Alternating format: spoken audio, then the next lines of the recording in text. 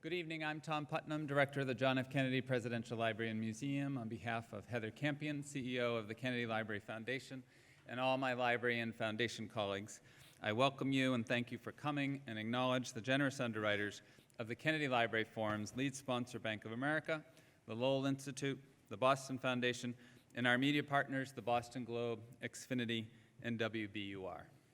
The last time Evan Thomas spoke here at the library, our focus was on spying from Eisenhower to Obama. He and his fellow panelists compared the work of the CIA under the Dulles brothers with the rise of the NSA.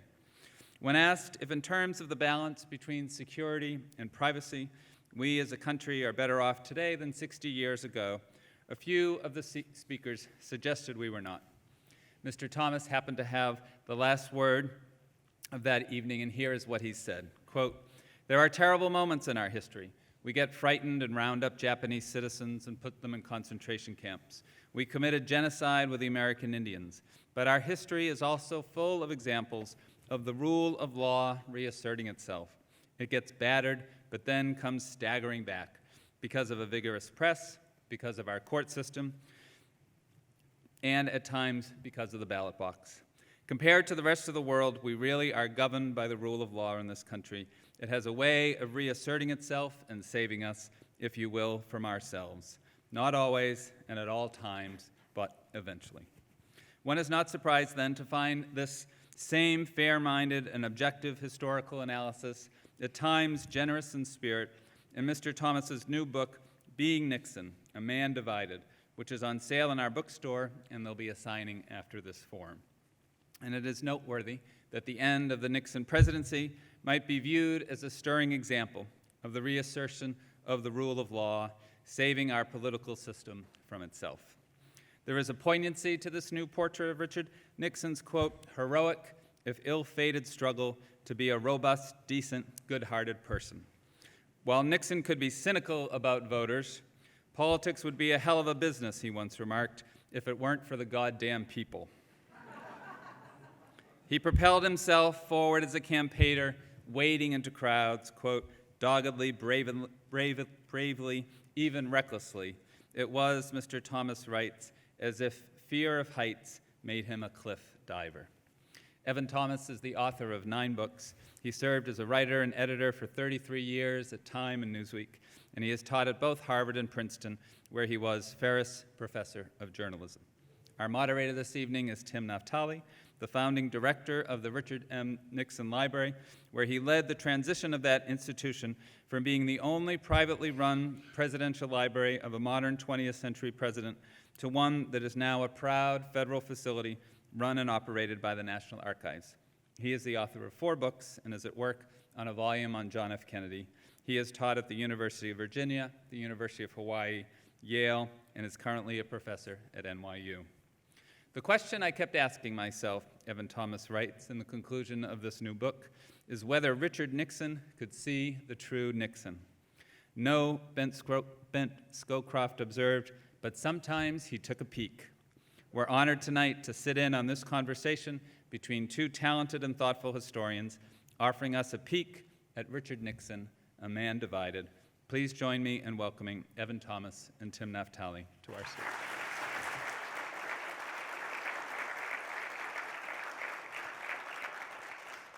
You know, Evan, we can't do any better than those introductions. Perhaps we should just leave now. Evan is a great model and mentor. When I was in college or grad school, I read The Wise Men, which is one of this is a book that Evan wrote with Walter Isaacson. It's one of the best books that I've ever read about the American establishment. How did you find yourself writing about Richard Nixon? A bit in reaction to that.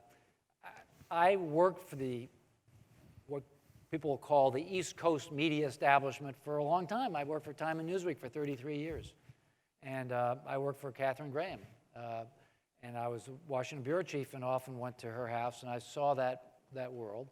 And I subscribed to their view of Nixon, which was pretty hostile. pretty unforgiving. But I was approached about 4 years ago by John Meacham, my Newsweek colleague, and he said, would you like to write a book about Nixon? And first I said no, and then he said, well, if you don't do it, I will. And then I said, well, I thought about it, and I got into it, and a big reason for getting into it was to try to switch sides, if you would, to try to have an empathic view of Nixon, to try to understand what it was like to be Nixon. That's the title of the book, Being Nixon. And it took a long time. I whined about it for a couple of years to my wife, that I didn't like Nixon, that it was difficult, I was going nowhere. But as I got into it, and with Nixon, there's a heck of a trail on Nixon. As Tim knows, he was the director of the archives. Presidents of the United States leave a big paper trail, all of them. And Nixon has a very big one. A lot of people watching, observing, writing memoirs. Nixon also left behind 3,000 hours of tapes. So it gave me a chance to try to get inside. Now, did I really get inside? Do I really know what it was like to be Nixon? No. I'm not even sure Nixon knew what it was like to be Nixon. But I took my best shot at it, and I began to feel for him. And as time went on, I wasn't just trying to be empathic towards him. I actually did feel some empathy for him. He's a poignant figure. He had a dark side for sure, a big dark side. He's the only president who's ever been disgraced by being run from office. He deserved that. In fact, he brought it upon himself. But that doesn't mean that he didn't try to be a better person, and often that he wasn't a better person. He often was. And that struggle I found to be unbelievably riveting and just a great journey for me. Tell us a little bit, please, about your struggle as your own empathic development proceeded. What were the milestones as this happened for you? Well, I took I started with the sort of standard notion of Nixon as a kind of scheming criminal mastermind. And certainly some of those tapes sound pretty bad.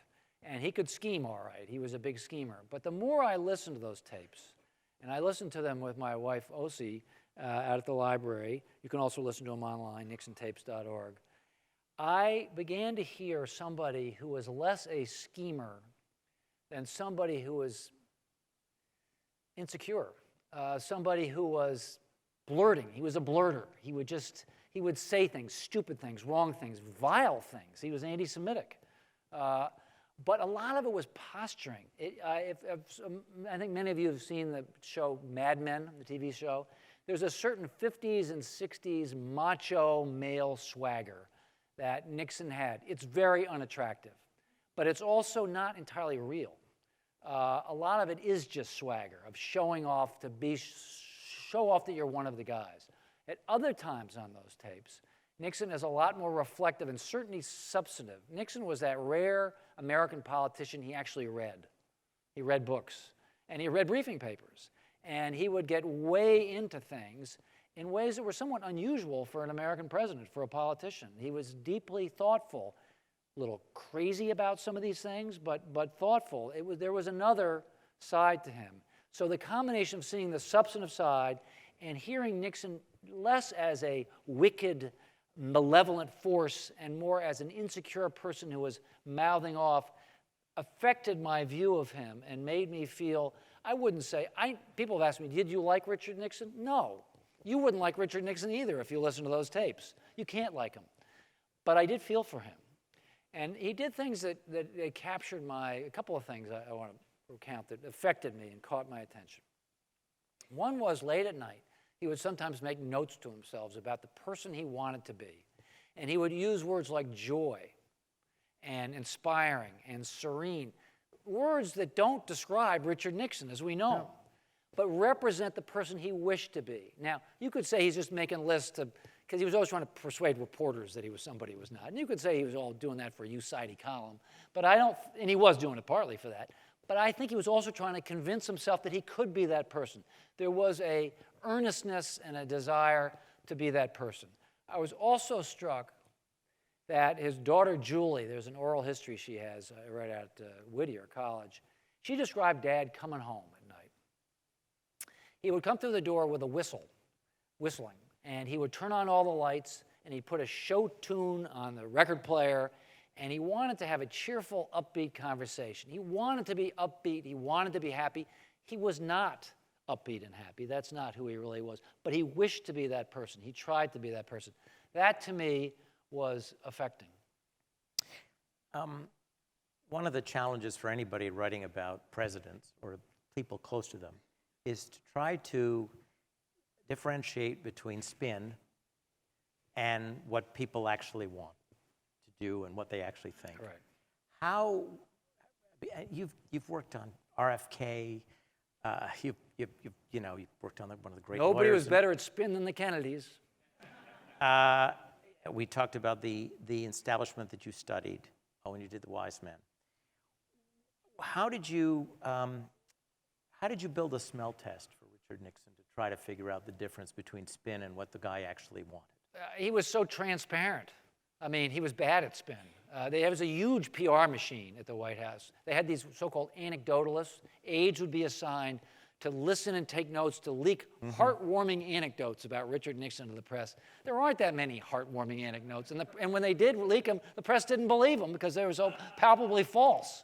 So Nixon's spin efforts, although they were mighty and extremely well organized, were, I thought, transparently weak and bad. And so it was easy in that sense. Now, Nixon is a clever guy, and it is also true about Nixon, the famous saying of John Mitchell, his attorney general, watch what we do, not what we say. That was important because Nixon said a lot of things that he didn't really mean, and he would do the opposite, both for better and for worse. Obviously, he talked about obeying the law and then didn't. That's Watergate proved that. But also on the positive side, he pandered to Southern voters. He was trying to, you remember back in 1970, the South was still pretty Democratic. There were still Southern Democrats. And he pandered to them with the so-called Southern strategy to try to win their votes, basically sending the message, come over to our side, come over to the Republican side, and we'll get the federal government to be less onerous to you. We won't lean on you. And that worked. The Southern strategy worked in '68. But, and this is where you got to watch what Nixon actually does, Nixon decided that the courts were still insisting, well, you got to desegregate the schools, and Nixon did. I think in 1969, something like 10% of black kids went to integrated schools. Within a couple of years, 70% did. Nixon did that. He did it quietly, under the radar screen. He didn't advertise it. He used George Shultz and these little committees to do it. And he was, publicly, he was saying one thing, which is sort of a pandering thing. But privately, he was saying, you know, the time has come to desegregate. We're going to do this. And he even understood the economic argument for it. That he would say to Haldeman, to his chief of staff, if blacks are ever going to get to Palisades High School in California, middle-class high school, or Whittier College, they're going to have some economic advantages. We have to help them. So he didn't advertise this, but he did it. And so with Nixon, it was important to actually watch what he did. He could be very contradictory. I begin every sentence about Nixon by saying, but, because there's always another side to it. But it was important to watch what he did and not just what he said. And I'm not just asking this question because we're at the Kennedy Library, but Kennedy is in your book. It's all over your John F. Kennedy's all over your book because John F. Kennedy appears to be in the mind of Richard Nixon a lot. A lot. Tell us, what effect do you think the 1960 campaign had on Richard Nixon? Bad. Because it made him sour. There was one of the least appealing sides of Nixon is there's a bitterness to him. They talk about having a chip on your shoulder. And I feel sorry for Nixon because imagine, you've seen the videos of the debate. There's Jack Kennedy looking cool and tan, and poor Richard Nixon's beady-eyed, sweating through his makeup. It's just not a fair fight. And Nixon, you know, he just suffered from coming up against such an attractive person. He felt that the 1960 election had been stolen to him. Now, I'm not sure what the truth is here. We know there were a lot of votes stolen in Illinois. There were some votes stolen in Texas. I don't know what the truth is, but the point is Nixon believed that the election had been stolen to him. He didn't protest it. He didn't challenge it. He felt we're in a Cold War. It'd be bad for the country. But he brooded over it, and he brooded over dirty tricks. Now, Nixon is the one who's famous for dirty tricks. But in Nixon's mind, again, I'm not talking about the reality here, I'm talking about Nixon's perception. Nixon's perception was the Kennedys were better at dirty tricks in 1960 than he was. There was a guy named Dick Tuck. Some of you know about Dick Tuck. He was a famous prankster that the Kennedys used. He would do things like move the street signs around before a Nixon rally so people would go in the wrong direction. And he would put a pregnant woman out in front with a sign that says, "Nixon's the one." Yeah. And this drove Nixon crazy. He said he wanted his own Dick Tuck. The next time we do this, 1961, I want my Dick Tuck. And things like more serious things, abusing the IRS. Nixon famously used the IRS to attack his political enemies. His excuse for it was that his own tax returns were audited in 1961, 1962, 1963 at the order of Attorney General Robert Kennedy. So he felt that the Kennedys invented that. Were the Kennedys actually great masters at dirty tricks? There's historical debate about all this. Bobby had a guy named Paul Corbin who was a pretty tough customer. The point is that Nixon, to answer your question, Nixon believed those Kennedys were better at this than he was, and he was going to catch up. Very unfortunate, because as soon as he's president, you can see him plotting and conspiring. He wants to stick it to Teddy. He's obsessed with the Kennedys. He's obsessed with Larry O'Brien, a Kennedy aide who had become head of the Democratic Party. And it drives him kind of nutty. His envy and resentment of the Kennedys is deeply, sadly, distorting. How do you explain somebody who's now at the top of the hill, and John F. Kennedy, sadly, is dead, and Richard Nixon is now in the White House? Why is he spending so much energy attacking a dead president and the dead president's family? And he uses federal resources to do it, and federal time to do it. He's obsessed about Teddy Kennedy, Senator Edward Kennedy, coming along and becoming the nominee in '72. And this is so classically Nixonian and so contradictory. Edward Kennedy drives off the bridge at Chappaquiddick, and Nixon immediately cheers. You could see it from Haldeman, H.R. Haldeman, his chief of staff, kept a diary. And right away, Haldeman diaries show Nixon is sending an ex-New York cop up to Boston to pretend to be a reporter, trying to dig up dirt on Chappaquiddick. Ugly stuff. Meanwhile, about a week later, I think it was, Teddy Kennedy happens to come over to the White House on some official business, and Nixon takes him aside, and as Bill Safire is watching, Nixon is genuinely sympathetic with Senator Kennedy about how the press is out to get you, and I think genuinely sympathetic. You can't reconcile the Nixon who's committing dirty tricks to get Teddy with the Nixon who is genuinely sympathetic and solicitous with Edward Kennedy. Both of those Nixons existed in this kind of uneasy juxtaposition, this very uneasy equipoise. But the challenge, though, for the biographers to know whether the sympathy is ever genuine. Maybe he was just acting. Maybe. He certainly was an actor. The Chequers speech, I mean, Nixon was an actor for sure. And some of it probably was an act, but you know, people have a way of becoming their act. And you can, if you act a certain way long enough, you can actually become that way. We used to joke about Ben Bradlee, the editor of the Washington Post, a very flamboyant, charming, uber charming guy. And we always joked that Ben Bradlee had become his act. This charming, flamboyant guy. Ben Bradlee probably wasn't that, but he became that. And Nixon may have been acting, but at some point you do become your act, or it becomes hard to tell where the act stops and the real person begins. This is true of actors and politicians generally, but I think it's true of Nixon. I did my best to sort out, to find the line, because the job of a biographer is to have, as you say, a bullshit detector. And I tried to have one, but I don't pretend that it's easy, especially with Nixon. Tell us, your previous book, wonderful book, was about Eisenhower. Please tell us a little bit about the Eisenhower-Nixon relationship. Not good. Poor, General of the Army, Dwight D. Eisenhower, barely knows Richard Nixon. Nixon is put on the ticket really for political reasons. He's from California. He's a link to the far right in the party. He's young. Eisenhower had met Nixon maybe twice. So they put Nixon on the ticket. Nixon comes into Eisenhower's hotel suite there and says, "Hiya, Chief." That's not what you say to General of the Army Dwight Eisenhower. So right away, Eisenhower's kind of, who is this guy? And Nixon's uncomfortable with him. Eisenhower never got comfortable with Nixon. I wrote a book about Eisenhower, and I talked to Eisenhower's son, John, and John Eisenhower told me, my father gave himself an order to like Dick Nixon.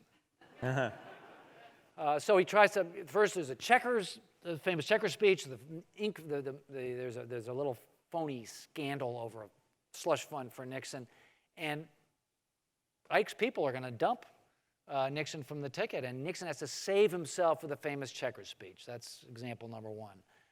They don't get along that well during the campaign. Nixon's a very loyal and dutiful vice president, but by 1956, Nixon is being sort of pushed off the ticket again for 56, kind of for a good reason in Eisenhower's eye. Eisenhower thinks, you ought to get some management experience by being Secretary of Defense. Kind of the way a general officer would think, training a young officer. All Nixon can see is this guy's trying to dump me from the ticket. The headline's going to be, Ike dumps Nixon.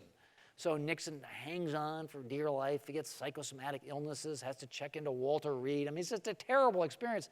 And then to top it off, August 1960, now Nixon's running for president. And at a press conference, President Eisenhower was asked by a reporter, can you tell us something that Vice President Nixon did to further American foreign policy? And Ike says, if you give me a week, I'll think of something. I mean, it's just heartbreaking to Nixon. Well, but some have argued that Eisenhower was having a senior moment. Other people say that, no, Eisenhower meant to say that because he couldn't stand Richard Nixon. But he really was very unhappy. Eisenhower was very unhappy when Nixon lost, wasn't he? He did not want John F. Kennedy to win. Right, partly because it was a reflection on Dwight Eisenhower. It was a rejection of Eisenhowerism and this new. Ike had a condescending view of Jack Kennedy. He called him Little Boy Blue and thought he was kind of a whippersnapper. He didn't like Joe Kennedy, but Ike felt that his own administration had been rebuffed by the rejection of his vice president. I think it was more personal than it was sympathetic for Nixon. He became sympathetic with Nixon, especially when Nixon's daughter married Eisenhower's grandson. And there was some empathy towards the end, I think, although, boy, it never was easy. In 1968, Eisenhower wants to campaign for Nixon, and Mamie gets worried about Eisenhower's heart. He has a heart condition. And the story is disputed, but they go to Nixon and say, don't make Ike campaign for you. And so Nixon doesn't ask Ike to campaign for him. And Ike misunderstands that and think that Nixon's just being weak. And he says this guy's a loser. He's like one of these officers I relieved under combat. Why hasn't he put me in? Why isn't he using me? Why is he so weak? Not realizing that Nixon is solicitous of Eisenhower's heart condition. I mean, this kind of sort of tragic misunderstanding between them. They were dissimilar. They were not meant to be friends. Do you think Richard Nixon had an ethical system inside that checked his actions, or do you think it was simply whether he could get caught or not was the reason he did things? Oh, I think he had an ethical system. It was a very imperfect one, obviously. He did a lot of bad stuff. He was he had this whole pragmatic side that people are driven by interests, and if you could manipulate their interests. It was a very kind of cold-blooded view of geopolitics and politics himself. You have to appeal to people's interests. But I think that some of this was him kind of putting a tough guy veneer on his own soft side. I think there was a soft side. There was a sympathetic side to Nixon, a tender side even. You could see would occasionally show itself. Nixon would act in tender ways to his own family and often to other defeated politicians. I think that Nixon felt that he was doing the ethical thing by not challenging Jack Kennedy in 1960 when he thought the election was stolen. I think that Nixon always thought that he was serving his country, and I think he was genuinely patriotic about that. He wanted to live a life of service, and he felt that he was. I think Nixon thought he was doing the right thing by enforcing the laws that the Southern schools had to integrate in the South. So in his own mind, I think he was doing ethical things. Now, he also did some very unethical things. There's no doubt about it. It's on tape. He rationalized it. He's a bad ends and means story of the ends justify the means. It's all on tape for us to see. Not only that, it's delivered in a particularly ugly fashion. There was, again, Nixon had this way of kind of show off that he was a tough guy. It's really unappealing, but I think it's an act. I think it's a veneer on a softer side. But, okay, I'm just wondering how do we know that? Because oftentimes he would say those horrible things and then implement them. Or his staff would. Yeah. The other thing is complicated about Nixon. He was a blurter. He would just say stuff. He would shoot his mouth off. His aides knew to ignore a lot of those orders, and Nixon expected them to ignore those orders. Henry Kissinger told me in the summer of 1969, an American airplane is hijacked and lands at Damascus. And Kissinger calls up Nixon, who's having drinks with Bibi Rebozo, and Nixon says, bomb the airport. And Kissinger doesn't know what the hell to do. He doesn't want to do that. And so he and Mel Laird, the defense secretary, spend the night moving the Sixth Fleet around. And in the morning, they don't do anything. They realize that Nixon wasn't serious. Nixon was just blowing off steam. Now, that's a dangerous way to blow off steam. When you're a commander-in-chief of the United States, I mean... Extremely dangerous. It's extreme. I'm not excusing it, but his staff came to understand that, especially when Nixon had had a drink or two, he didn't mean it. Brent Scowcroft told me this. They all did. They understood that. Now, that's the top-level staff. The junior staff, the dean level, they didn't understand it so easily. The Eagle Krogh level. So when Nixon was venting, they took him seriously, and they did carry out his malign designs. A number of Richard Nixon's supporters focus on Vietnam and say part of the reason that Richard Nixon seems to stress out at moments of his presidency is Vietnam, and you have to understand the era, and you have to understand the pressures on the White House. Yeah. Tell us a little bit about what this book taught you about Richard Nixon's handling of Vietnam. Yeah, painful from beginning to end. His first night in the White House, there's a safe in his bedroom that LBJ had used, and inside the safe, there's a list. It's a list of all the Americans who've been killed in Vietnam in the last month with their names. You know, wake up. And Johnson kept it to remind himself of this. So Nixon right away, he's got 550,000 Americans in Vietnam. The Democrats said, let's just go home again. I don't think it would have been that easy. I mean, Bobby Kennedy used to say, you know, we're going to withdraw. I wonder if Bobby Kennedy had been elected president, if he would have just put those 550,000 men on airplanes and brought them home. I doubt it, because I don't think it was so easy for a superpower who's in there to get out. I think Nixon wanted to get out. Initially, he thought he could do it by what he called the madman strategy, this idea that even threaten them with nuclear weapons and bomb the hell out of them, and they'll say, God, we don't know what the hell Nixon's going to do. We'll make a deal that will preserve President Thieu and allow the Americans to get out. They started down that road, and in the fall of 1969, in his first year, he and Kissinger had planned something called Operation Duck Hook, which was going to be a massive bombing. But Nixon did not give the execute order because the anti-war movement was coming on strong. You remember the moratorium, October 1969. Nixon, good politician that he is, sees, oh my God, if I do this massive bombing thing, our cities are going to blow up, our campuses are going to blow up. I really can't do that. Meanwhile, he's trying to draw down American forces through Vietnamization, and he's sort of stuck.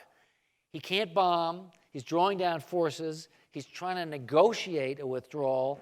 Kissinger really doesn't have the bullets to get much from the North Vietnamese. The North Vietnamese are endlessly patient. They've defeated the Japanese. They've defeated the French. So Nixon is just stuck, and he stays stuck for about 3 or 4 years. He has spasms of violence. Cambodia, 1971, they bomb again. Some of it actually works a little bit. By 72, when they mine the harbors in Haiphong, it actually finally, this is 1972, moves the North Vietnamese negotiating position a little bit, so they agree to allow President Thieu to stay for a while. Obviously not going to survive, but enough for us to finally make a bad deal in January of 1973. Whew. I mean, it just takes 4 years. We lose another 30,000 American men. It's a damn mess. It drives Nixon crazy. But it was a very difficult problem. This brings up the question of his relationship with Kissinger. How do we separate, can we separate Nixon from Kissinger? In these Boy, moments? talk about awful, wonderful relationships, wonderful, awful relationships.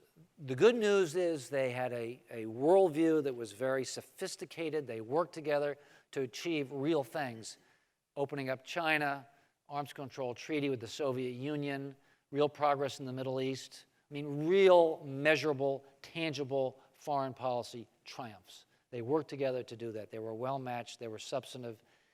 They also viciously undermined each other, lied to each other, played mental games on each other. For instance, ways that really were hurtful for Nixon, certainly. Nixon, one of his weak spots, one of his deep insecurities was the so-called Georgetown set. This is the kind of cool crowd in Georgetown that senior State Department, CIA people, they'd been around since after the war, and Nixon felt deeply insecure around them, included my old employer, Mrs. Graham of the Washington Post. And Nixon sends Kissinger off to be his ambassador to this crowd, to be the ambassador to the court of Katharine Graham. And Kissinger does great at it, because Kissinger is charming, and he's funny, and he's self-deprecating in ways that Nixon could never be himself. He's too successful. He starts making fun of Nixon with this crowd. He really does. I mean, he jokes about my maniacal commander-in-chief, the mad drunk. I mean, it was kind of harsh. Of course, it gets back to Nixon. Of course, Nixon hears about it. Nixon tries to be philosophical. He says, well, Henry needs that for his ego. He starts making bad jokes, lame jokes. When Kissinger leaves at night, Nixon would say, well, there goes Henry to leak to the Washington Post, or there goes Henry to see his pals in Georgetown. He was not wrong about it. In the Nixon library, there are transcripts between Kissinger and Mrs. Graham, one in particular I remember, where Kissinger's supposed to be at Pat Nixon's birthday party, but instead he's sneaking out to go to a dinner party for Katharine Graham, and they're joking about what will happen to them if they get caught. They'll get their heads chopped off, and they're kind of giggling about it. I mean, it's like high school. And so Nixon is deeply wounded by this, and Kissinger's bragging that the foreign policy triumphs are Kissinger's idea. The China initiative is Kissinger's idea. Now, Kissinger brilliantly executed the China initiative, but it was Nixon's idea. In fact, Nixon had been thinking about it for years before he became president, and when H.R. Haldeman, Nixon's chief of staff, tells Kissinger in 1969, hey, the boss wants to go to China, Kissinger says, fat chance. Kissinger doesn't think it's possible. So Kissinger does come around and he executes it, but he's leaking to reporters that, hey, China, that's me. Nixon hates this, and so what does he do? He installs the taping system. February 1971, the reason why those tapes go in, Nixon had torn out Johnson's tapes. Johnson had a very elaborate taping system. Nixon took it out because he didn't want the Pentagon to spy on him or anybody else. But then he wants to have a record to be able to rebut Henry Kissinger in his memoirs or whenever he wants. He wants a record of what really happened in the Oval Office, so they put in this taping system. As Henry Kissinger himself said, it was a high price to pay to have a record on Henry Kissinger, because of course it was a record of everything else too, and it hung him in Watergate. Why do you think he didn't get rid of the tapes when he could have? Well, a couple of reasons. One is he had a temperature of 103. He was sick with pneumonia. There was a narrow window when they find out, when it goes public, that Butterfield announces to the Watergate committee that there's a taping system, maybe 48 hours before the subpoenas arrive. And so there's a little window in there when they probably could have gotten away with destroying the tapes. Now, there would have been a huge furor. But, you know, I think Nixon would have survived it. Certainly some smart lawyers like Edward Bennett Williams said he should have had a bonfire, get rid of those damn tapes, because they really did hang him. But Nixon doesn't do it. One thing is he doesn't really believe that the courts are going to force him to do it. He believes in executive privilege. He has a pretty highfalutin notion of the executive, and he thinks that he can survive court challenges. He also thinks, wrongly, that the tapes will vindicate him. John Dean has been telling a story to Congress, and wrongly, Nixon thinks that somehow these tapes are going to give his side of the story and impeach Dean. They found Dean didn't tell 100% of the truth, but he told 90% of the truth. And the tapes, of course, made Nixon look not only terrible, but also showed him conspiring to obstruct justice. So it was terrible political judgment on Nixon's part. He should have destroyed the tapes. I guess in the end, he thought that they were never going to come out, that he could stonewall, that the courts would side with him. He just didn't believe it was going to happen. So you don't think did he ever have a sense that it was that he really should go, that he was a burden to the country? Well, finally he does. I mean, it's hard to tell exactly what's going on in Dick Nixon's mind, and I don't pretend to know for sure, but we have some records. He's a politician, he starts counting votes. And by the end, he just doesn't have the votes. There's a moment when George Wallace turns against him. He needs Southern Democrats and he needs Southern politicians. And when George Wallace wiggles out and is clear that he knows it's over. So he can see but even when he sees the political reality, he cannot bear giving up. To Nixon's credit, Nixon was a fighter, and he didn't ever want to give up. And there are some poignant. He gets beaten by Nixon and by Kennedy in '60. He loses the California governor's race in '62. Everybody writes his obituary. He gives that famous press conference. He won't have Dick Nixon to kick around anymore. He's finished. But he comes back. So he always believes that he can come back. Many times through his career, he was written off. Now he doesn't have the votes, but he can't quite bring himself to throw in the towel because he thinks of himself as a fighter. And his family, interestingly, doesn't want him to give up. His wife and his daughters, they don't understand why he would give up. They want him to fight to the bitter, bitter end. He realizes that he's going to put the country through an ordeal. I think there's a little bit of a secret signal to Gerald Ford here. This has never been proven, but I think they send Al Haig over to say, the Vice President Ford, you have some options here. It looks like the end is coming near, and you have some options here. One is a pardon, wink, wink, and I think Ford gets the wink. So I think there was a little extremely subtle, Ford denied this. In fact, the next morning he called up Nixon and said, no deal, no deal. I think there was, in that classic Washington way, a little tiny bit of a wink. So Nixon knew that he could probably knew he could get a pardon. But it took heaven and earth to finally get him to throw in the towel. His nature was to fight to the bitter end. There are some people who are arguing that Richard Nixon was one of America's last liberal presidents. What is the connection in your mind between Richard Nixon, the man, and the environmental policies and the other policies associated with the first term of the Nixon administration? Did he support these policies? Well, they passed. I mean, the Nixon in Congress, he signed a lot of bills with a lot of social welfare legislation, environmental legislation, 18-year-old vote, all sorts of stuff. Certainly by modern times, an incredibly productive thing. Now, some different things are going on here. Let's take the environment. You can say it was mostly expedient. This is classically Nixon. Nixon learns that Ed Muskie, the senator from Maine, has embraced the environmental cause, and he thinks, wow, this guy could be the Democratic candidate in 1972 running on the environment, new hot issue. Nixon loved to confound his enemies. He loved to kind of surprise his enemies by outflanking them. And so Nixon, to outflank Ed Muskie, comes up with the idea of the EPA, the Environmental Protection Agency. So it's politically expedient, but it's also Nixon feeling that that's where the country is going, that there is this emerging move. He's balancing different equities. He would say, if it's a choice between jobs and the environment, I'm going to choose jobs. But he also tells a young aide, stay away from Maurice Stans, the Secretary of Commerce guy, and my chief fundraiser, because he's going to front for big business. Don't let him write the rules. You write them yourself. So in other words, he's serious about actually writing some environmental rules.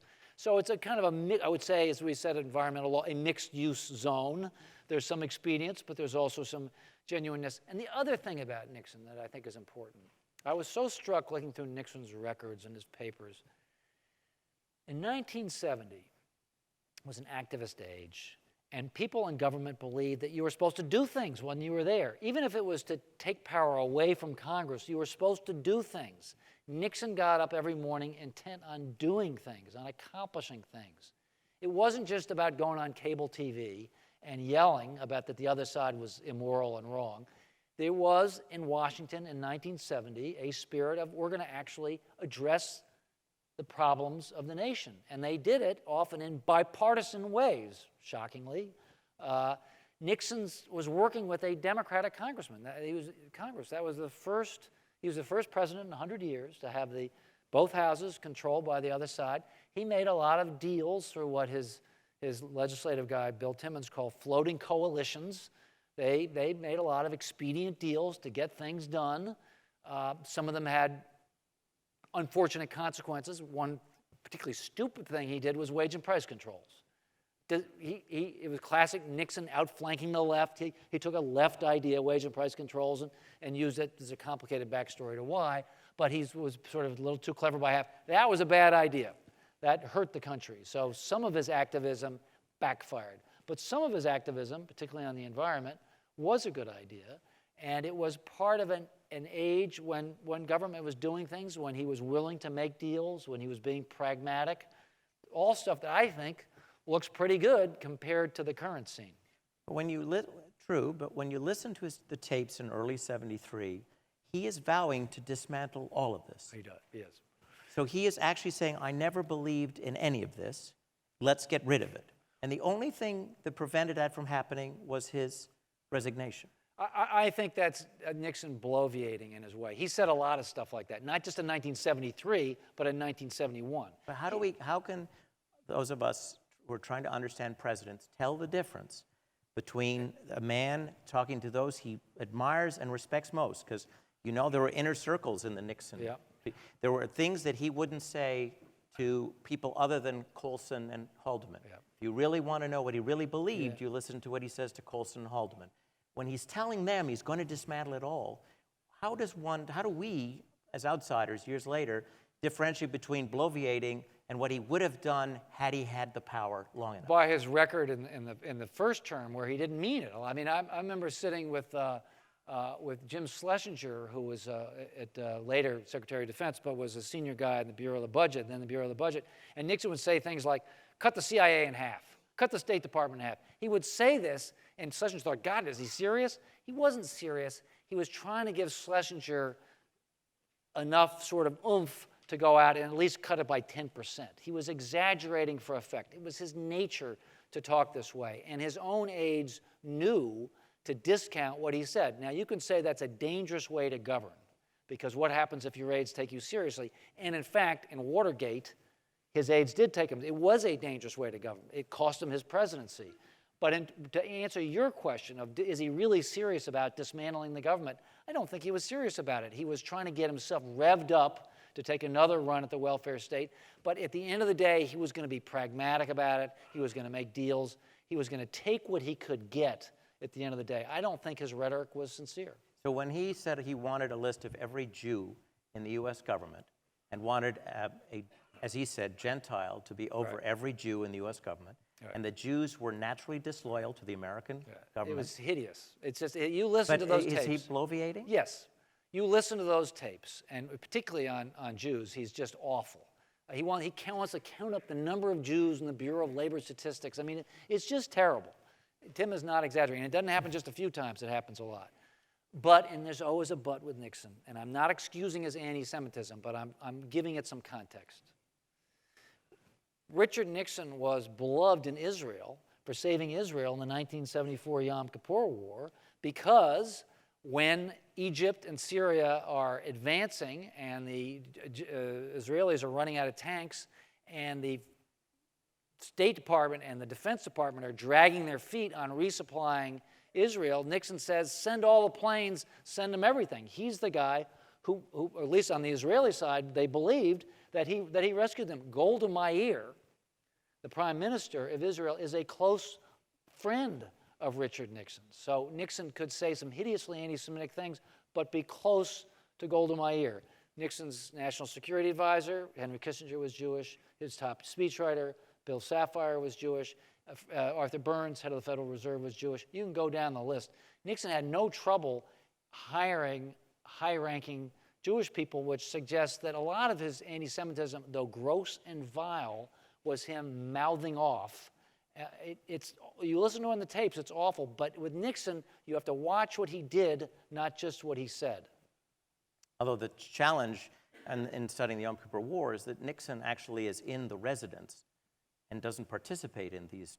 We really don't know what Nixon wanted. All we know is that Haig went to the residence and would come back, and it's unclear whether Haig made up some of these things. Well, not the thing about resupplying. We do know that Nixon said that. It's true. Now Nixon is not, and this is October 1974, Nixon's drinking too much. We don't know exactly what's going on, but at least on the resupply, that was a top-down decision.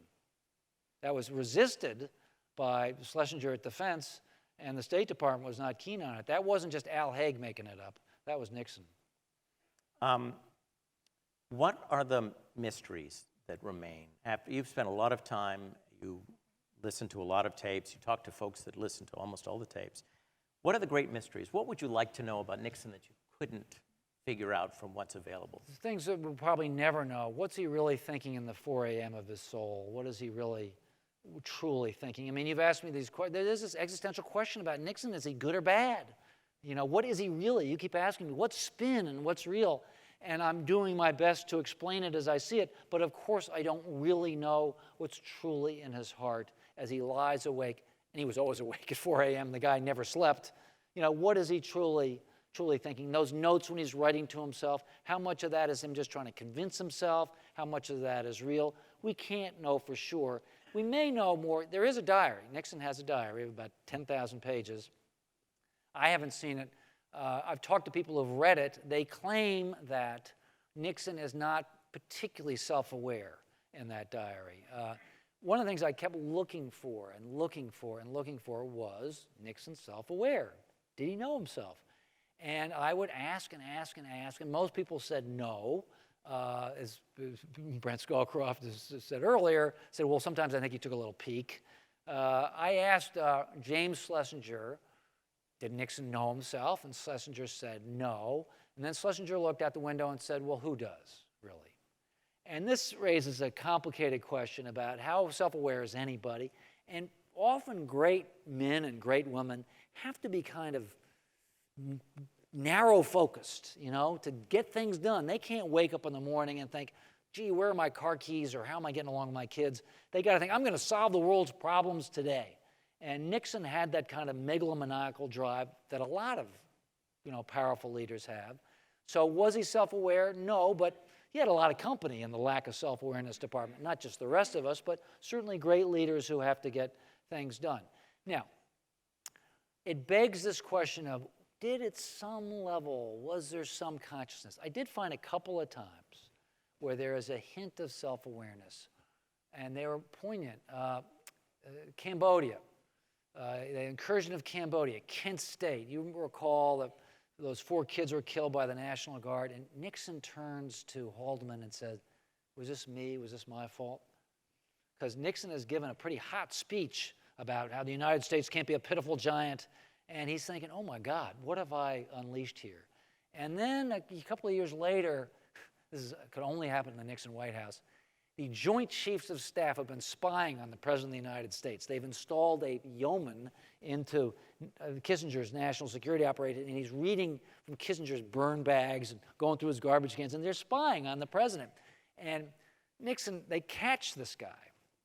And Nixon turns to Ehrlichman, I think, and he says, is this me? Did I do this?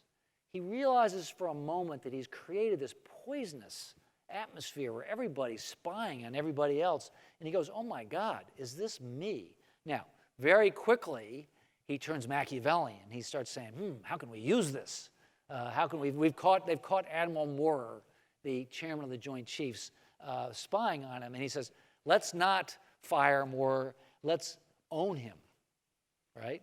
We've got him now. So he immediately switches to how can I make political use of Moorer? How can I trick this guy into being my guy? But there was a moment there, a fraction of a moment, when Nixon sort of went, is this me?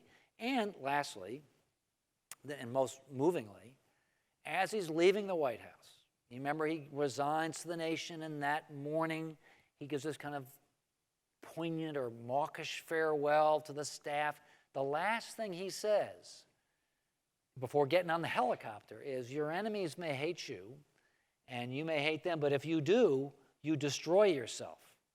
Well, whoa, I read about that. And I went, hello? Is it just suddenly occurring to you that if you hate your enemies, it's going to destroy you? Because there it is. That's what destroyed Nixon, was that excessive hatred of his enemies was Nixon's fatal flaw. That's what destroyed him. He says it at the very end.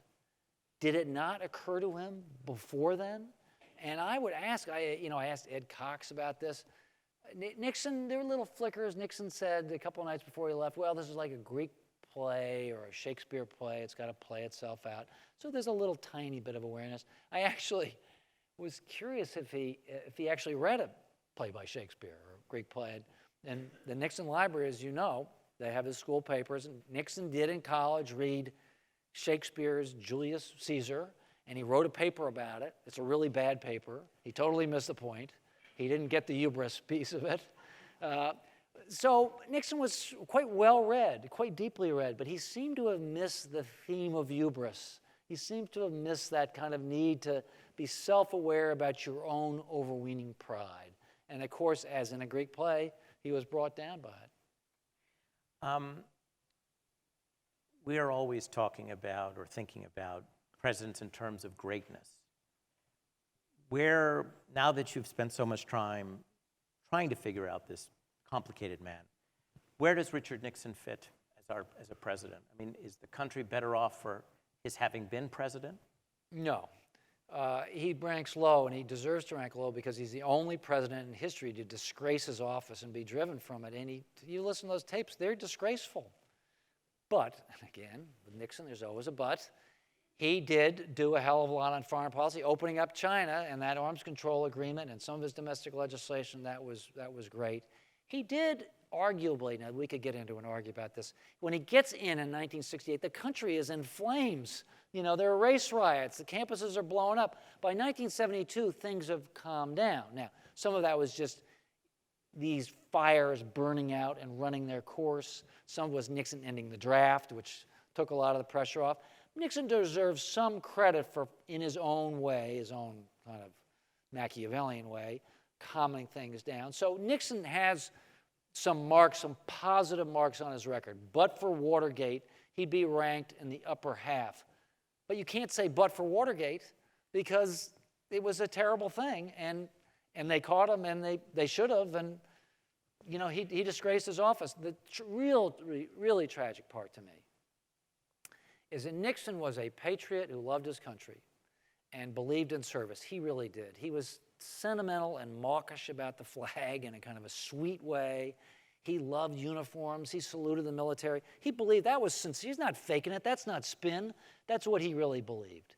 He believed in public service. When he was out of public service, he said to his friend Leonard Garment, if I don't get back into public service, I'm going to be mentally dead in 2 years and physically dead in 4.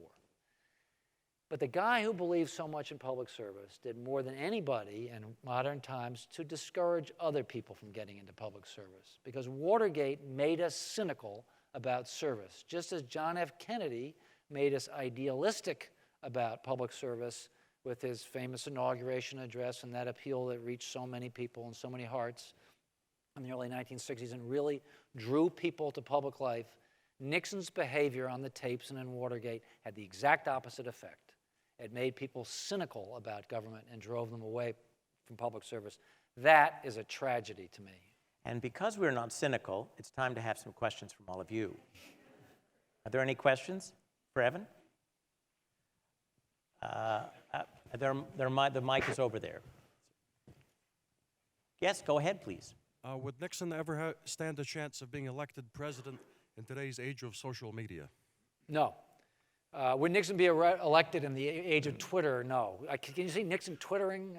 Well, there's a fake Nixon who does a great great job. Oh, you got to listen to him. What's it called? Well, it's like at Nixon. Isn't it the real Richard Nixon? The real Richard Nixon. Yeah, He's real really Dick funny. Nixon. He's really good. He really gets Nixon. No, Nixon would not have withstood the scrutiny of that. Although I shouldn't be so flip about that.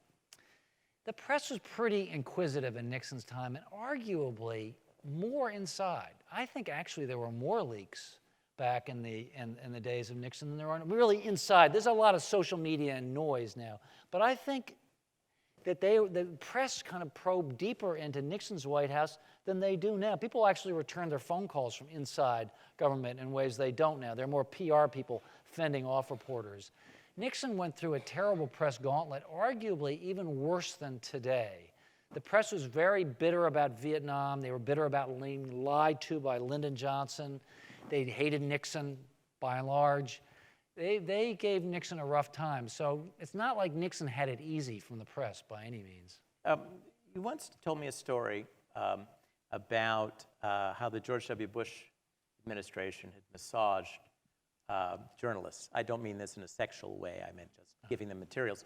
And I was wondering whether one of the problems for the Nixon administration was they didn't really know how to leak to journalists. I'm not They talking, were bad at it. They didn't, because all White Houses leak, but that's part of the press management. Yeah, it is. And some people were great at it. JFK was the greatest leaker from the top ever, because reporters loved him. I was reading Theodore White, the great campaign chronicler, Making a President in 1960. I was over at Harvard looking at candidate White's papers. There's a letter. This is Teddy White. This is October 1960, before the election. A letter from Teddy White to Pierre Salinger, Jack Kennedy's press secretary. Cher Pierre, it begins. You know my chips are all in for Jack. What kind of objective journalism is that? The votes haven't even been cast. Yeah. And that's because people love being around Jack Kennedy. The other great press handler of all time was James A. Baker, who was chief of staff to Ronald Reagan and later worked for H.W. Bush. And I've been personally handled by Baker. He's a genius, and he's just great. He's great at saying things that are slightly mocking of the principle to establish his own credibility, but only slightly mocking, and he kind of reels you in that way, and he feeds you a few documents, and he owns you. And he's just a genius at it. And so there are great masters at the leak. Nixon was personally terrible at it. Haldeman, although had many strengths as a chief of staff running quite a tight ship with good paper flow and really kind of high-quality paper flow, was an ad man who was just had a tin ear about the Washington press corps and these things about the anecdotalists that I mentioned, these attempts to humanize Richard Nixon, just grated on the cynical ears of journalists and flopped. Next question, over there. We'll give this side. Yes, thank you for a wonderful presentation, first of all. Thank you. The question I have, and I recall hearing a couple of tapes with Kissinger and Nixon in the Oval Office, and Nixon ranting about Jews in front of Kissinger, who everybody knew was Jewish. Terrible. And I would listen to that and say, why in the hell doesn't Henry say, Mr. President, knock it off? Yeah. I'm Jewish, my friends are Jewish, what are you doing here? He never did, in all the tapes I've ever listened to, Kissinger never stood up and said, that's outrageous. Yeah, it's Why? sad. I mean, because Kissinger was one of the most successful suck-ups in history.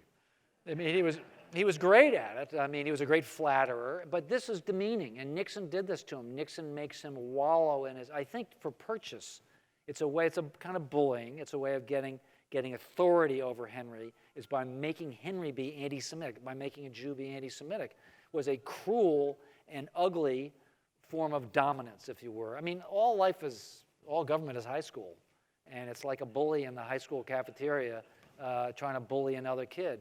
And I agree, it's ugly. We don't have tapes of every president, so this may have been done in other presidencies too, probably was, but it's not pretty to listen to.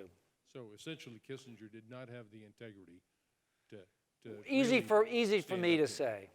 Easy for me to say. I'm not in the Oval Office. That's a different kind of place. I remember Bob Strauss telling me, Bob Strauss was an old fixer, Democratic fixer, and he would say, people would come to me and they'd say, take me to see the president. I'm going to tell him a thing or two. And Strauss would bring him into the Oval Office, and the person would look at the president and say, oh, Mr. President, you're doing a wonderful job. That's an intimidating office, and people are easily intimidated there. So it's easy for us to say, I'd have the integrity, to tell the president to go to hell. My impression is that most people in the Oval Office don't do that, and it's a problem because presidents need the occasional wise man to grown up to tell him, Mr. President, Don't do that. And Nixon did not have that. He did a little bit with John Mitchell in the first couple of years. Mitchell, on a couple of occasions, said, hey, don't. And Nixon, who wanted to use Mitchell as a kind of a wise man, listened to him. But by 71, 72, Mitchell's been not a very successful attorney general. He's spread thin. His wife is drinking too much. He's drinking too much. He's distracted. He wants to go back to Wall Street. Nixon loses that grown up in the room Nixon needed. We all do. Nixon needed one. Instead, he's got brilliant sycophants like Kissinger, who was brilliant and really served Nixon well in many, many ways. He was incredibly successful. Middle East negotiations, China, you name it. Kissinger was a great secretary, but there was a side of, an unattractive side of Kissinger as a sycophant, as a toady. There are hilarious things online. There's a parody of this online where they're just reading from the tapes. And it's laugh out loud funny. They're just reading, it's just two actors reading from the tapes of Kissinger and Nixon. If you go online and watch it, you'll just laugh until you cry. It's so awful. But it's also true. I might add that Henry Kissinger wanted to participate in the Middle East policy making. Richard Nixon had made it clear to a number of people that he did not want Kissinger involved because he was Jewish. Right. One of the reasons I'm convinced that Kissinger spoke that way was to say, no, don't worry. Right. I will be tough-minded about the Middle East as I am about every other part of the world. And the way he proved that was by denigrating the Jewish people. Yeah.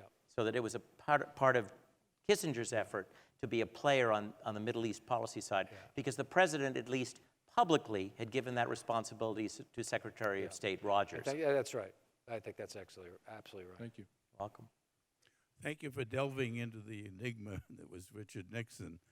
I wondered, did Nixon have any historical figures he looked at or Yeah. mentors? Yeah, Or he sure he did. have- Unfortunately, one was Charles de Gaulle. He wanted to be Charles de Gaulle, Le Grand Charles, because he liked, Nixon was shy, liked the idea of being remote and mysterious. Now, Nixon made a bad de Gaulle in many ways, one of which is just no resemblance, because Nixon doesn't have the grandeur that de Gaulle did. But more dangerously, it helped reinforce Nixon's idea of isolation and being this kind of guy who floats above. Nixon started referring to himself in the third person as RN, like he was just a whole separate person. It was a way of kind of not taking responsibility in a way. Did he have any mentors in his political career? In his political career, did he have any mentors? Sure. I'm afraid to say one was Murray Chotiner, who was an early California hardball, I would say, a hardball political consultant who taught him the art of rock'em sock'em politics, of taking the low road sometimes to manipulate public opinion. That was sort of unfortunate. Nixon revered Teddy Roosevelt for being in the arena, that idea of being in the, that famous speech by Teddy Roosevelt about being in the arena, being covered with grime and sweat and blood, but being a fighter. He admired that. You make a nice point in your book about the role that John Foster Dulles played. Yeah. Nixon was a student of John Foster Dulles in the 1950s. Dulles was Secretary of State, kind of going to school with Dulles, learning about foreign policy from him. They would have drinks together in the evening. And both of them were socially awkward, shy, strange men who had a kind of a bond, I think, of unlikability in a way, but also a seriousness of purpose and a deep intellectual interest in the world, and they shared that, and it was a good thing, I think, for both men.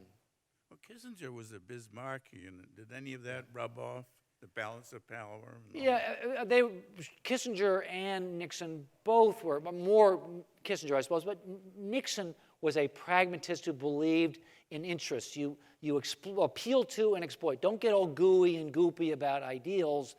Play to people's interests, either the interests of voters or the interests of nations. So they had a sort of Metternickian, if you will, or Bismarckian view. You can overdo this or overstate it, but they were able to talk on that level and did talk on that level.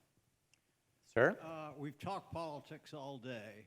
I think of all the first ladies that I've been involved with since Eleanor Roosevelt, in my case, the least we've ever heard was Pat Nixon. Yeah. And I wonder what kind of, everything I've heard about Nixon, he was a great father, He was a very sentimental guy as far as his family goes. What was he like as a family man? What was she like? Well, good question, and like all things with Nixon, a little contradictory, but we have this picture of Pat Nixon as tired and drawn and thin and kind of sad.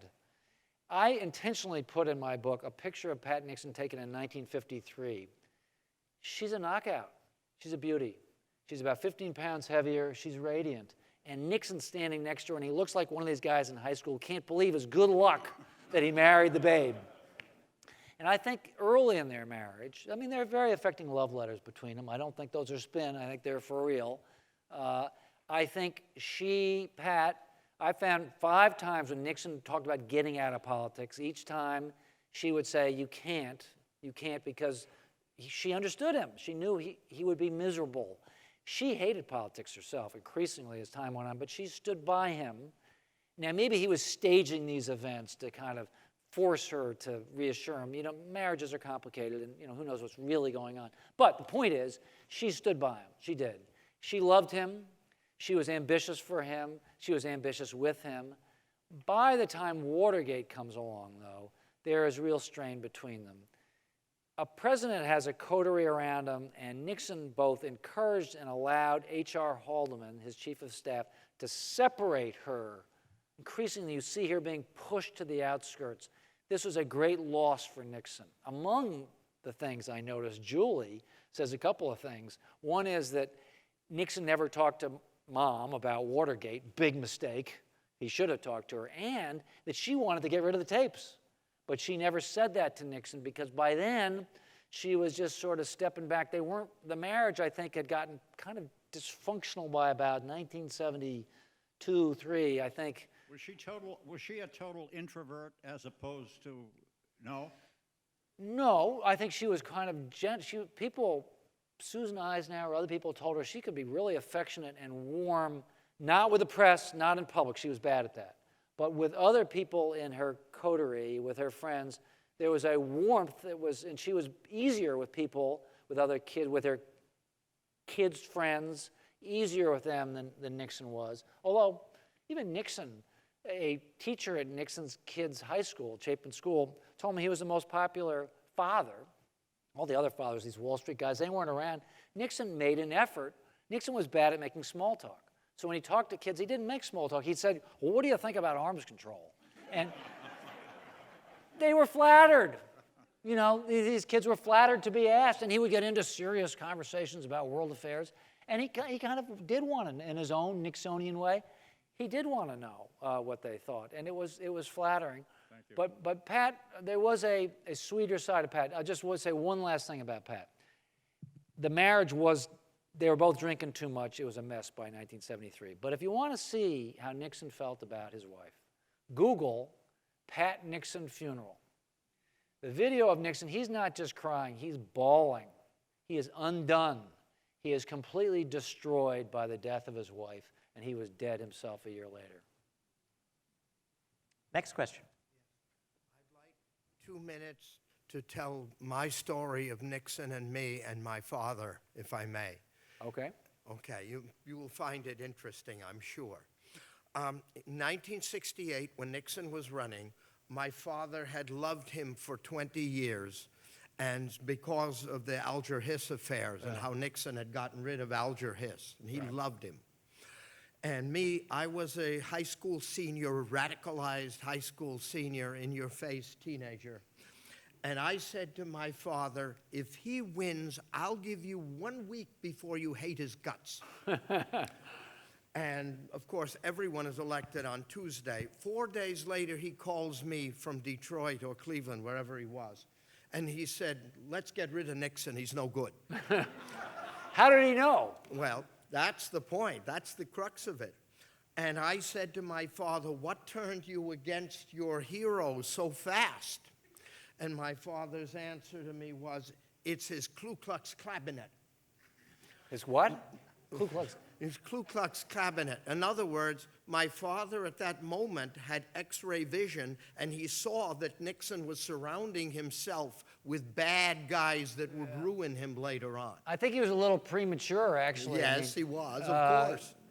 I think Nixon's cabinet was sort of a mixed bag, don't you, Tim? I mean, some people, Schultz was great. Well, one of the mysteries, we were talking about mysteries before, one of the mysteries is that the President Nixon set up a real, very, very smart seminar of people somewhat on the left and people on the right to debate policy.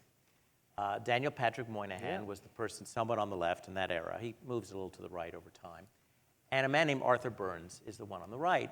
And they're talking about social policy in the meeting of President Nixon's domestic advisors. And these are smart discussions. They're government at its best, absolutely. And then Nixon has it dismantled, and he puts John Ehrlichman, a lawyer, an advance man, in charge of domestic policy, and that give and take that had been so rich for the first year of the first term disappears. Now, why Richard Nixon did that, we still don't know. So when Evan says that this cabinet starts out as America's cabinet, it's true. But after time, this cabinet of all talents begins to collapse. Yeah. And Richard Nixon's world gets narrower and narrower, and the circle gets smaller and smaller. Do you think that's fair? Yeah, but Ehrlichman, I think my stock answer is complicated because Ehrlichman, it's true he's a zoning lawyer, and it's true he's pushing out the sainted Daniel Patrick Moynihan. And Moynihan's a great public policy intellectual. Ehrlichman is not. But Ehrlichman is a fairly effective guy. A lot of legislation gets passed under Ehrlichman's chop. Ehrlichman's actually fairly liberal. I think Nixon's kind of tuned out of it. Nixon's focusing more on foreign policy. So I think even after the so-called balloon droppers, Ehrlichman was an advance man, and the nickname for him was the balloon droppers. So even though the staff is complaining, oh my God, the balloon droppers have taken over, even after they take over, there's actually quite a bit of legislative activity in Nixon's, the last 3 years of his 4-year term. And Nixon is open enough to it to sign the bills and to embrace it enough that we are in this kind of liberal activist age in the early 70s. They're trying to do some novel stuff. Some of it's transferring power back to the states through the new federalism and revenue sharing. I mean, there's a lot going on, even under Ehrlichman. May I finish the story? Half a minute. Well, we should give someone should else, give somebody else a chance. time. Because I wanted to finish. All right. How about after this, gentleman? Well, no, we want to thank you for your. Okay, because but it was very funny and true. And can I have 1/4 minute? 1/4 minute. A year later, my father was saying, I got to get rid of Nixon. Somebody's got to shoot Nixon. Somebody's got to kill him. Well, I'm going to go kill Nixon. Well, I'm glad he didn't. And he said, I'm an old man. What can they do to me? Somebody's got to do it. I'm going to go kill Nixon. Anyway, thank God he didn't do it. But I'm always wondering if the FBI listened to our conversations and recorded us somewhere. I'd like to hear. It would be the Secret Service. But thank you for your contribution. Your turn, sir. Thank you. There are a couple of other books out now about Nixon. Bob Woodward has written one. I think he's focused on the Butterfield relationship, Right. in which I've heard him say that Butterfield knew Nixon better than anybody, but with the possible exception of Pat Nixon. And the other one, I've forgotten the author, but did a lot of focus on the Tim Weiner. Yeah, exactly. The focus on at least the earlier part of the book, that's all I've read at the moment, but the Nixon falsifying bombing records in Cambodia and some of that. So I'm curious, since you're familiar with those other two books, Sure. how your perspective on Nixon is differs from those other two. They are different books. I mean, Woodward is using Butterfield, who was close to Nixon. He was not actually in the true inner circle. He was an outsider even when he was an insider. So I don't think that's just not true that he was that close to Nixon. He was physically close to him. Haldeman brought him in, but he was not part of the political, the true believer inner circle. It's an interesting book. Bob's an amazing reporter. I mean, if it was easy to do what Bob Woodward has done, how come no other reporter has done it? You don't have 12 #1 New York Times bestsellers for nothing. But it's a slice of Nixon. It's Butterfield. Obviously, I'm writing a biography of the guy's whole life, so it's a different book. Tim Weiner looked more at the presidency himself. Weiner's very critical of Nixon, extremely critical of Nixon. I was trying to write a different kind of book, of intentionally trying to look at it from the Nixon side to see what it was like to be Nixon. I felt that there had been plenty of critical books written about Nixon. I don't think that Tim Weiner's book adds a whole lot new to that we didn't know before. There are some interesting details in there, but the general picture of him was familiar. I was trying to come at it from a different side. There is room. I was the 13th Nixon biographer. There are going to be 13 more, I guarantee you, if not 25 more. That's good. Nixon is a gift that keeps on giving. But also, that's how history works. You keep studying him. He was a very consequential figure, one of the most consequential in the 20th century. We ought to be studying him forever. There are going to be plenty of books after mine.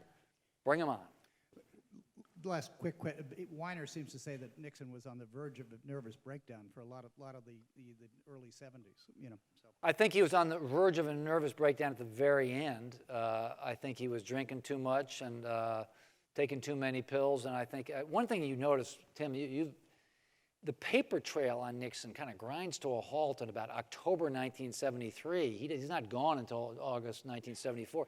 I couldn't figure out what the hell he was doing there, except for looking at the portraits and drinking. I mean, Well, he also loses, he had two note-takers who were very close to him, Haldeman and Ehrlichman, and as you know, they're gone. They're gone by April 30th. Right.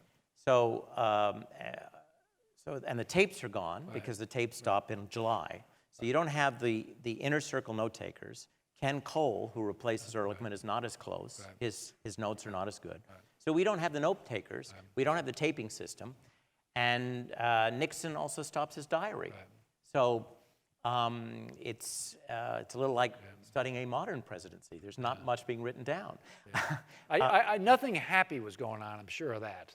And I think he was probably having a cocktail or two too many. There's an endless debate over how much Nixon drank. He had a low tolerance. But I think he took a lot of drugs. I think that's prescription drugs. Right. Pharmacology, I think this needs, I think you'll be the first to say, this needs some context. Nixon took some amazing drugs.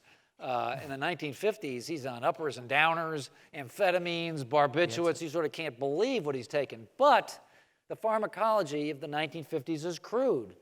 As many of you know in this room, Mad Men. John F. Kennedy had a doctor known as Dr. Feelgood, who would make cocktails of amphetamines and barbiturates that they would inject in Nixon. Bobby was a little worried about it, had the FDA look at it, and President Kennedy said, I don't care what it is, I don't care if it's horse piss, as long as if it works. That's the view of pharmacology circa 1961. So, Johnson drank too much, took some drugs himself. The sainted President Eisenhower was addicted to Seconal, I know this from his doctor's diary, a barbiturate-based sleeping pill. So Nixon did take some bad pharmacology and too much of it, but he was not unique. We do know that he had insomnia. Right, bad insomnia. And he would call people in the middle of the night, and he would talk until he dropped. Because what would happen is the phone would drop out of his hand, because he would fall asleep on the phone. Leonard Garment tells that story. It is hotly denied by Chapin, but Chapin denied a lot of things. Well, I'm just saying. There's a tension among the inner circle, the surviving inner Nixon circle. There is. And there's a tension over how much to reveal and how much of the real man to share, which is why this problem of spin exists. And you can understand why. This is those who are alive, obviously, they're a generation of damaged folks who, a number of them went to jail. A number of them did not have the careers they thought they would have because of Watergate. And so my sense is that a lot of them love and hate Nixon at the same time. They love him because he gave them a chance to be in Washington, to be consequential, to help our country. But they also have this unresolved feeling about him because Watergate was not just his undoing, it affected their careers too.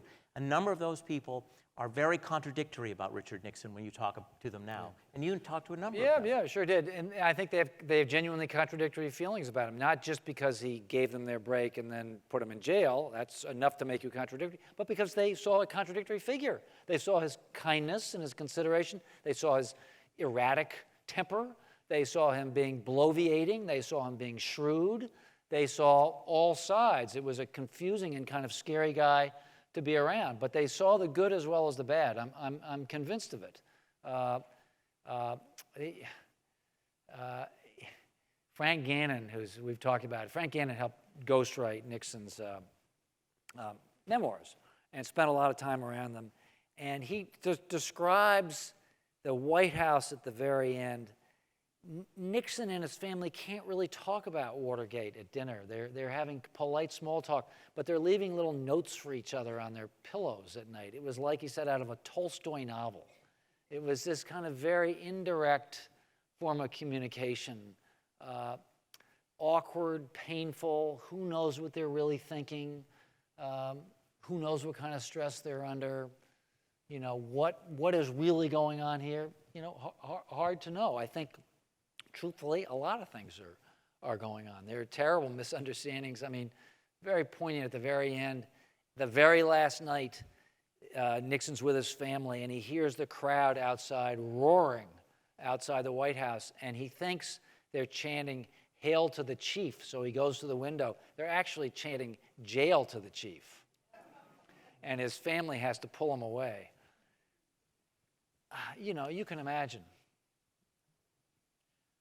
Richard Nixon and John Kennedy served together in the House and the Senate. What was their relationship like during that time period? Pretty good. They were friends. They were young naval veterans. Their offices were next to each other. When Nixon went on a congressional fact-finding mission to Europe in 1948, John F. Kennedy gave him the name of 3 girls to look up in Paris. Nixon discombobulated that he was, I think, didn't take the list. Nixon saw in Kennedy, interestingly, that Kennedy was shy. For all of his glamour, Jack Kennedy had a real shy streak, and I think in some level they bonded over that. I wouldn't say they were great friends, but there was some closeness to them. When Kennedy almost died in an operation, a guy named Rex Scouten, who was a Secret Service guy, claims that Nixon was weeping inconsolably over it. If that story's true, it suggests a level of feeling that Nixon had. Now, of course, it soured. Kennedy said, quote, "Nixon has no class." When that quote got back to Nixon, you can imagine how Nixon felt. Nixon became weirdly guarded about Kennedy. Look, a presidential election does not make for warmth and intimacy. You know, Eisenhower and Truman had a falling out in 1952. So they were not friends at the end. But there was early on some respect and some friendship. Thank you. You said something that intrigued me, and I'm not sure if I understood you correctly, so that's why I'm here asking the question. I can't remember if you said it when you were mentioning trying to leak things in a good way to get a good have good face to the press, or if you mentioned it later. But you had mentioned when Al Haig called Ford, yeah. and said, you know, you better get ready for a change in your life, and wink, wink, Yeah. you could give a pardon. And it sounded like you were saying that Ford understood this, and to get this to, to get Nixon out, he There's an agreed. historical debate about this. And well, I was wondering because the consensus seems to be quite the opposite, and I know it must be true because it received the Profile and Courage Award here at the Kennedy Library. I think for that, standing up for that. So Yeah. I'm hear you. sorry to say that, but No. is that what you're getting at? I think this is endlessly I'm glad you brought this up, because I think Ford deserved the Profile and Courage Award, even if it's true there was a wink. Why? Because I think that Ford was a practical politician, and Haig is signaling him, just give us a little bit of encouragement and maybe, Nixon will resign and spare the country this ordeal. And I think, I can't prove this, but there's a late night phone call, only Haig and Ford are participants in it, and they both later deny it. But I am suspicious that there was a little bit of a wink. Now, in the morning, when Ford is with his own aides, they call Haig and they're reading from notes. Ford says, no deal, no deal. But I'm suspicious. Now, flash forward a couple of weeks later, and now Ford is president. He sees what an ordeal it is to put the country through this. He pardons Nixon. He experiences the greatest one-day fall in the history of the Gallup polls by a president.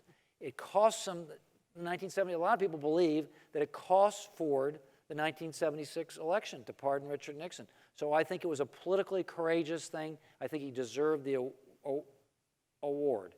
But I think it's possible he also gave a wink. Sir? Hi, thank you for taking my question. I know it's late.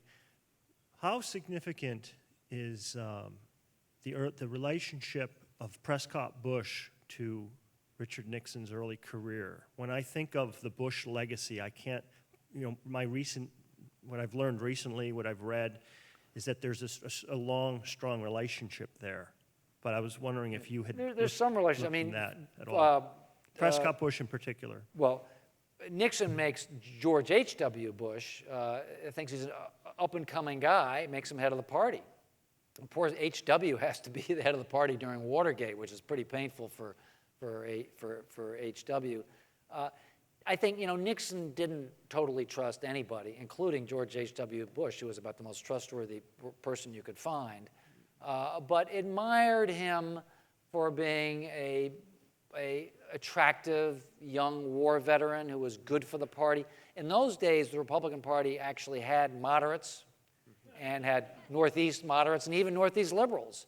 And George H.W. was somebody who could reach that group as well as his own, by now his own state of Texas. So I think my sense is, and Tim should chime in on this, I think Nixon had a genuinely positive figure about H.W. He didn't feel so great about him at the very thing. I think H.W. is the one in that last cabinet meeting who confronts Nixon about Watergate. I don't think Nixon was feeling too kindly about H.W. then, but I think mostly had a positive view of H.W.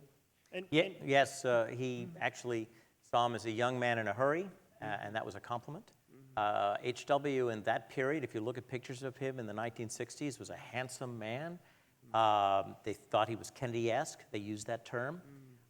Thanks to your friend, now my friend John Meacham, I actually met H.W. last month, and I asked him about Nixon, and he said Nixon was a strange man. Well, I appreciate that overview very much. I'm curious specifically about the significance of Prescott-Bush, the father's influence on Richard Nixon as a young politician. Well, I think. Thank you. I think the issue there is Prescott-Bush's close relationship with Eisenhower, because that's an important relationship. Wouldn't you say that? Yeah, I don't think that Nixon was particularly close to Prescott. He was close to H.W. I think Prescott was close to Ike, and was a party elder. And again, Northeast Connecticut Republicans were important to Nixon's electoral map. Thank you. Last question. I'm curious. What if questions? If Watergate had not occurred? How do you think Nixon would have gotten out of Vietnam? How would that have ended? Well, he gets out of Vietnam. Sir, wait, don't go. Your question is, had Watergate not have happened? Yeah, if Watergate had not happened, or if he had burned the tapes, how would Vietnam have ended the same way? Would the Congress have cut off funds? Would Nixon? Oh, I know what you're saying. Oh, would South Vietnam have collapsed? Yeah. Thank you. Okay. Thank you. Yeah. That's a fair question. I mean, one review is that because of Watergate, when the North Vietnamese started violating the treaty, which said get out of Vietnam and stay out, I guess you could keep their forces in place, but they couldn't go in. when the North Vietnamese inevitably started violating that treaty. Had there not been Watergate on the wires, Nixon would have ordered American bombers to try to cut off the North Vietnamese. I'm not sure that. Luke Nichter, who's the great Nixon tapes expert, was telling me the other day that the January 1973 tapes show that Nixon really wanted to get the hell out of Vietnam for good. And it raises a question whether Nixon, even without Watergate, would have intervened to save President Chu. Nichter's view from listening to the tapes is that what you hear is Nixon, he's sick of Vietnam, he's got his deal, he wants out. If the Chu government falls, too bad. We've done the best we can, we got you the best deal we can, too bad. I think that's Nichter's view. That's a little contrary to another view, which is, oh no, Nixon would have gone in and saved President Chu or propped up his government with bombing, and the Congress would have gone along with it. Historical counterfactual, we can't know. Watergate happened. I think Watergate, in its own way, was inevitable. If it hadn't happened quite that way, I think it might have happened some other way, because Nixon had created this atmosphere that was toxic, and they were going to get caught. Do you have some final thoughts you'd like to share? Some stories about this search for the inner Nixon that we haven't touched on? You know, I should, but I don't. Well, before I thank you, I just wanted to say something about my friend Tom Putnam. I was, as mentioned, director of the Richard Nixon Library a few years ago, and it was my honor and privilege to serve with many fine library directors. But among my colleagues, Tom was and is my favorite.